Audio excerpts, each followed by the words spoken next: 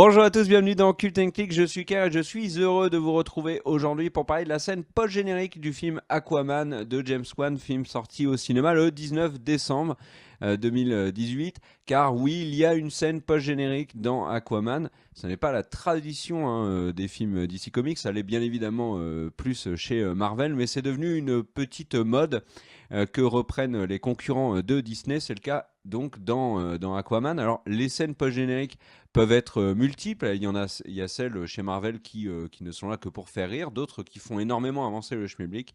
Aquaman fait ni l'un ni l'autre. On va décrypter ça hein, dans cette vidéo. Avant de se lancer dans le vif du sujet, n'oubliez pas le petit pouce vers le haut. Oui, c'est relou de le rappeler, mais bon, malheureusement, on doit se plier à la dure loi de la jungle de YouTube. Et les commentaires également très importants. Et dans les commentaires, n'hésitez pas à nous dire si vous avez été convaincu par le personnage de Black Manta, car la scène post-générique concerne ce personnage de Black Manta. Donc voilà, on y va. Cette scène post-générique, c'est quoi? Remettons un peu les choses dans son contexte. Il y a dans le film Aquaman une scène de baston importante entre le personnage de Black Manta et Aquaman. Ça se déroule en Sicile. Et c'est très important de le noter, absolument pas dans des milieux marins. Ça se déroule donc à l'air libre, dans une petite ville sicilienne. Et à cette occasion, donc Black Manta met un peu la misère à Aquaman avant que celui-ci lui balance une bonne punchline et un bon coup de poing. Et notre ami Black Manta fait une chute absolument phénoménale qui aurait tué absolument tout le monde, y compris les Highlanders. Et Black Manta, bon, on le laisse là et le film continue sa route avec Aquaman qui repart donc à Atlantis pour régler le compte de enfin en tout cas battre son demi-frère. Un brin relou, il faut le reconnaître, interprété par Patrick Wilson, donc son frère c'est Orm. Donc voilà, on en reste là avec Black Manta, le film se termine et le générique commence, pouf, scène post-générique et on retrouve notre ami Black Manta qui a survécu. Alors là, les derniers plans, on voyait Black Manta qui était écroulé au bord d'une falaise, il n'était pas dans l'eau, alors là, on ne sait pas pourquoi. Il est dans l'eau et il est sur une vulgaire planche de bois. Gros coup de bol de tomber dessus. Et il tombe, encore plus gros coup de bol, sur des pêcheurs qui le récupèrent. Donc on comprend immédiatement que Black Manta n'est pas mort, que Black Manta va revenir dans un possible Aquaman 2, ce qui est plutôt bien parti, il faut reconnaître, vu le démarrage énorme du film en Chine, ça laisse augurer des choses positives pour Aquaman et donc pour ses suites. Les pêcheurs récupèrent notre ami Black Manta et on retrouve Black Manta qui se réveille dans un appartement qu'il ne connaît pas, c'est pas le sien, ni celui du Nex, c'est celui d'un scientifique, Stephen Sheen, interprété par l'acteur Randall Park. Randall Park, on l'a vu récemment dans un autre film de super-héros, c'était Ant-Man et la Guêpe. Stephen Sheen, on l'a vu dans une petite scène dans le film, deux scènes d'ailleurs dans le film, mais toujours à la télévision. C'est un biologiste marin qui est absolument persuadé de l'existence des Atlantes, d'Aquaman.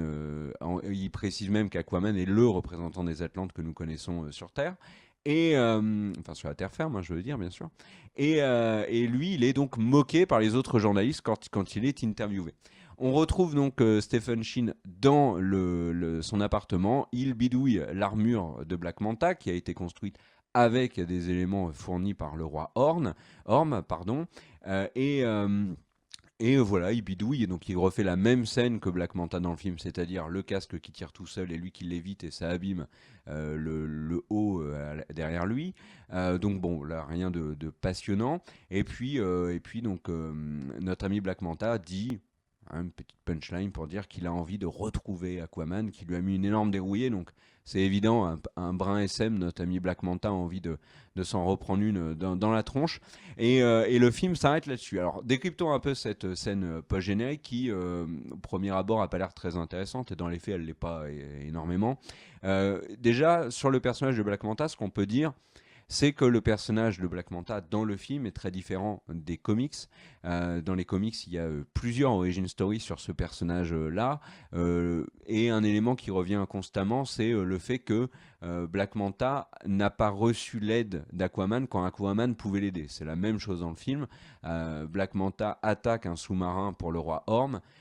Aquaman refuse de l'aider et lui dit que demande pitié à l'océan. Et puis donc de fait, son père décède, ce qui explique toute la colère donc de Black Manta contre Aquaman dans le film. Dans les comics, c'est d'autres raisons, hein. La toute première fois que Black Manta est apparu en 1993, il est kidnappé et alors qu'il est avec ses ravisseurs, il croit ou est-ce qu'il voit réellement Aquaman non loin avec des dauphins. Et Aquaman n'intervient pas et c'est Black Manta qui doit se libérer tout seul de ses ravisseurs. Et il en veut énormément à Aquaman et plus généralement au monde marin pour l'absence d'aide quand il était enfant, parce qu'il était enfant quand il a été kidnappé. Il y a d'autres versions où il a subi des manipulations génétiques, il y a une version où il est autiste, etc. Mais la version qui s'approche le plus dans les comics de celle que l'on voit dans le film, c'est un arc de comics d'ici qui est apparu en 2011, qui s'appelle New 52. Et c'est là que le Black Manta ressemble le plus à celui du film. Et là où c'est intéressant, c'est également dans ce comics-là qu'apparaît pour la première fois le personnage pardon, de Stephen Sheen, qui est donc ce biologiste marin, qui a une histoire aussi assez différente de ce qu'on voit dans le film. Dans le comics, Stephen Sheen est un ami du père d'Aquaman et c'est lui qui aide énormément Aquaman à découvrir ses pouvoirs, à apprendre à les maîtriser. Hein, ce n'est pas le personnage interprété par Willem Dafoe comme dans le film. Et il y a une brouille entre Aquaman et Stephen Sheen quand Stephen Sheen lui demande de connaître l'emplacement exact d'Atlantis. Là, notre ami Aquaman refuse et il y aura assez régulièrement des petits pics comme ça. Il y a Stephen Sheen qui veut avoir des infos sur les Atlantes, sur Atlantis, et Aquaman refusera. Par exemple, il refusera de lui donner une carcasse d'un ennemi pour que Stephen Sheen puisse l'étudier. Enfin, il y a toujours des petites embrouilles entre les deux personnages. Et, mais il y a un lien, il y a un lien très fort, ce qui n'est pas le cas dans le film. Dans le film, on le voit, comme je l'ai dit tout à l'heure, qu'à travers la télévision et les interviews que peut faire Stephen Sheen. Dans le film, il est absolument omnibulé par les Atlantes et le mystère d'Atlantis. Donc, on peut supposer qu'il récupère Black Manta dans l'optique d'en apprendre plus sur les Atlantes. Alors, la question que soulève cette scène post-générique, c'est comment est-ce que ce personnage-là, qui a l'air d'être un gros paumé, a-t-il pu déjà récupérer Black Manta et savoir qui était Black Manta et se laisser finalement, réussir avec ses petits moyens à récupérer un mercenaire extrêmement dangereux et recherché. On peut supposer qu'il est recherché. Et donc voilà, donc il y a déjà cette première interrogation. Puis ensuite, qu'est-ce que ça dit sur la suite? Eh ben, c'est très clairement une ouverture sur la suite des ouvertures. Suite des ouvertures, non, c'est une ouverture sur la suite des aventures d'Aquaman. Comme je le disais tout à l'heure, possiblement un Aquaman 2. Ce qui nous fait penser ça, c'est qu'en fait, le personnage de Stephen Sheen donc, a été ajouté vraiment après le tournage du film, carrément. Il y a eu des scènes qui ont été réécrites et qui ont ensuite été tournés dans le cadre des nombreux reshoots du film. Et c'est là qu'ils ont recruté Randall Park pour le faire interpréter ce personnage. Donc voilà, Stephen Sheen qui apparaît dans Aquaman alors que finalement rien ne laissait entrevoir qu'il allait être là. Ça laisse augurer dans la suite des aventures d'Aquaman une nouvelle opposition avec Black Manta qui aura un allié. Est-ce que cet allié, Stephen Sheen, aura une quelconque importance en tout cas, ou en tout cas, est-ce qu'il représentera une quelconque menace plutôt?